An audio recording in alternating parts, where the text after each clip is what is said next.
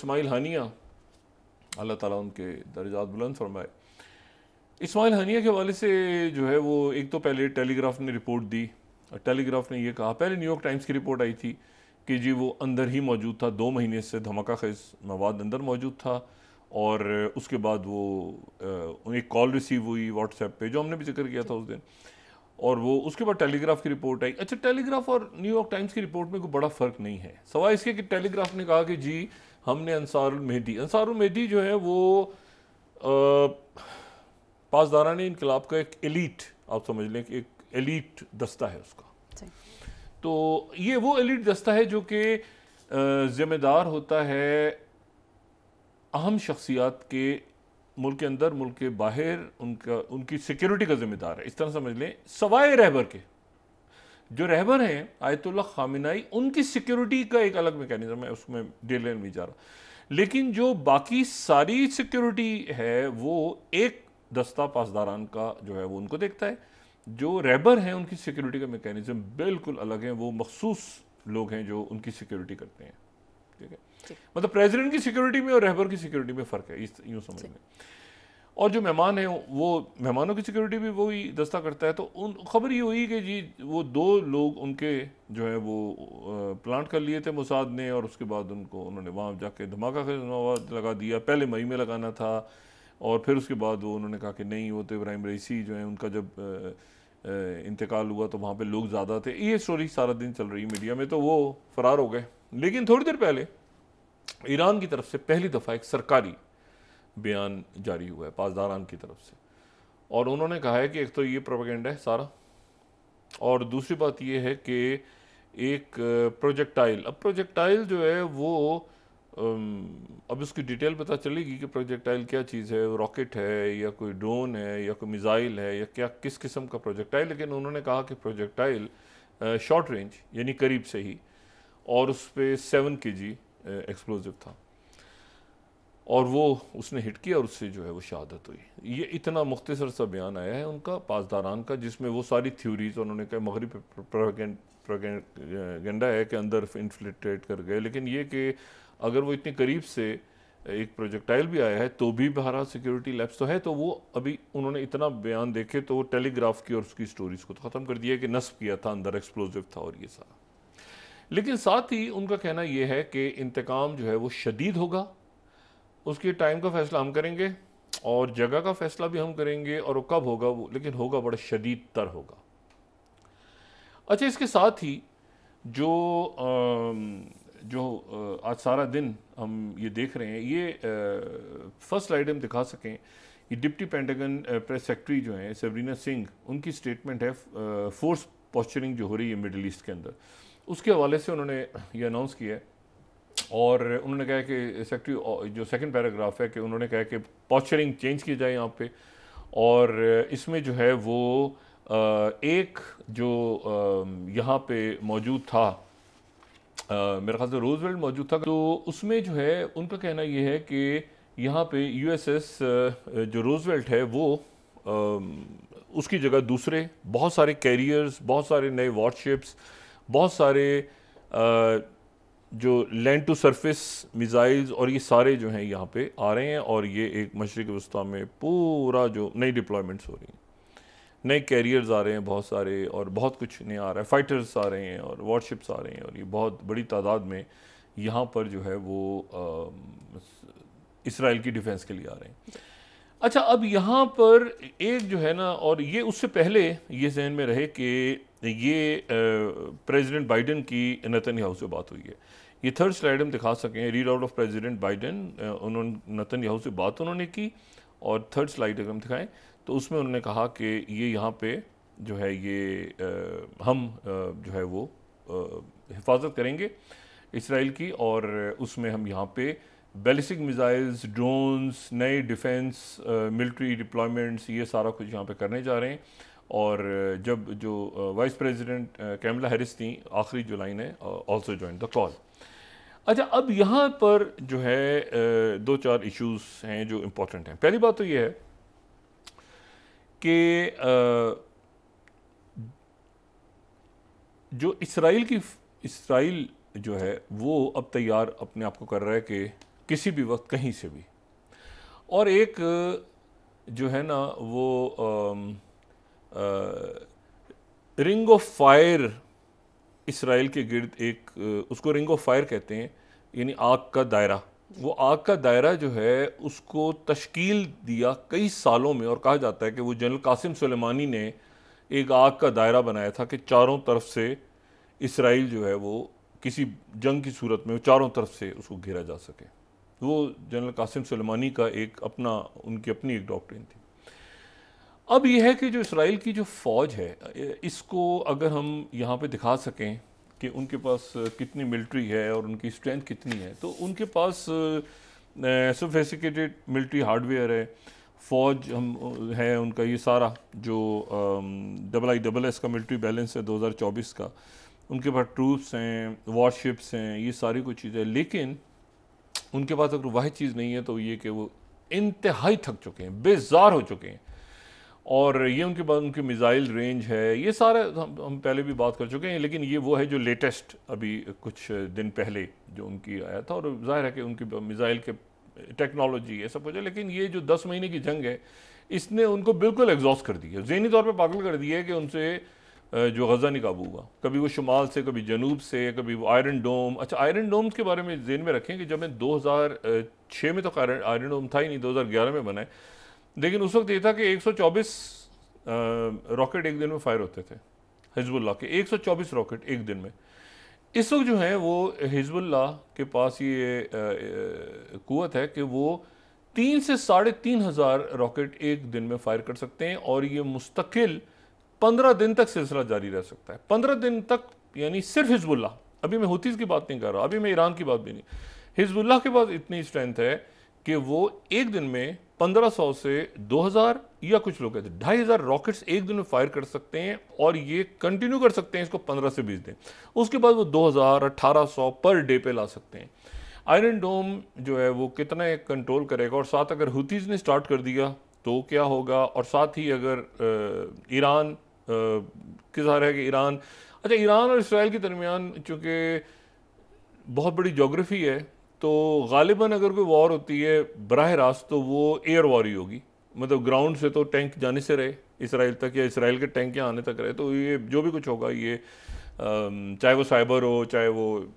मतलब होगा वो एयर वॉरफेयर ही होगा। और तो कोई तुक समझ नहीं आती अदर देन के कोई प्रॉक्सीज हों या बाकी लोग अंदर दाखिल हो जाएं। इसी तरह हुतीज़ के साथ भी यही है कि हुतीज़ डायरेक्ट जो है वो वहाँ तक बोट्स वगैरह में बैठ के जा भी सकते हैं, लेकिन ये है कि ज़्यादा यही है कि उनका भी जो है वो एयर वॉर ही होगी। अच्छा, अब यहाँ पे सवाल ये है कि अमेरिकन तो आ रहे हैं, लेकिन अमेरिकन कहाँ रहेंगे, ये एक सवाल है। देखें, अमेरिका के बहुत इत्तेहादी हैं। अच्छा, 2021 में इसराइल सेंटकॉम में आ गया था। इसराइल सेंटकॉम का मेंबर नहीं था। वो सेंटकॉम जिसमें पाकिस्तान, सऊदी अरेबिया, मशरिक़ वस्ता के मुल्क, अफ्रीका, बहुत सारा, इसराइल यूरोप की कमांड में था। 2021 में इसराइल आ गया था सेंटकॉम में, अभी 3 साल पहले। अच्छा, और उससे पहले नेटो के साथ और बाकी। तो जब यहाँ आ गया था इसराइल जो है वो, जब इब्राहिम अकॉर्ड्स वगैरह हुए तो उसके आगे पीछे ये सेंटकॉम में आ गया, तो फिर ये हुआ कि मिलिट्री के साथ तो यानी सेंटकॉम जो है वो, अब यहाँ पर इशू ये है कि अमेरिकन आर्मी तो आ रही है, लेकिन अमेरिकन आर्मी की बेसिस भी हैं। वो हम कई दफ़ा नक्शा में दिखा भी चुके हैं टीवी पे, और लेटेस्ट हम दिखाएं तो कई मुल्कों में अमेरिकन मौजूद हैं, अमेरिकन बेसिस मौजूद हैं। लेकिन पहले बहुत बड़ी तादाद में अफगानिस्तान में थे, फिर इनखला हो गया, फिर वो, लेकिन अब भी सेंटकॉम है, उनका 5वां फ्लीट यहाँ मौजूद है बहरीन में, सेंटकॉम दोहा में है, टर्की में उनकी बेसिस हैं, सीरिया में वो थोड़ा सा उनका महदूद सा उनका फुटप्रिंट है, यूएई में, बाकी मुल्कों में है, जॉर्डन में है, इजिप्ट में है। सवाल ही पैदा होता है कि क्या ये मुल्क जो हैं ये अपनी सरजमीन इस वक्त अमेरिकन, देखिए अमेरिकन ट्रूप्स आ रही हैं ना इसराइल को बचाने, क्या अमेरिकन ट्रूप्स इन मुल्कों की बेसिस को इस्तेमाल कर सकेंगी? क्योंकि ये माहदे अलग हैं,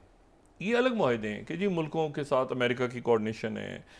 मुख्तलिफ डिफेंस पैक्ट चल रहे हैं, अमेरिकन मौजूद हैं, सिक्योरिटी हो रही है सारी। लेकिन अगर जंग छिड़ जाती है, और जंग छिड़ जाती है कि जिस जंग में ये मुल्क निशाना नहीं है, मुल्क जो हदफ है वो इसराइल है। तो क्या इन मुल्कों में जो अभी ये बड़ा सवाल डिस्कस हो रहा है मेरी कुछ मुल्कों यानी कुछ मीडिया के और बाकी ज़ाहिर है कि डिस्कस होना शुरू हो गया है कि अमेरिकन क्या एयर स्पेस यूज़ करेंगे या इन बेसिस को यूज़ करेंगे जो बेसिस इस्तेमाल होंगी फ़लस्तीनियों के लिए या जो है वो हिजबुल्लाह के लिए या हुतीज़ के लिए।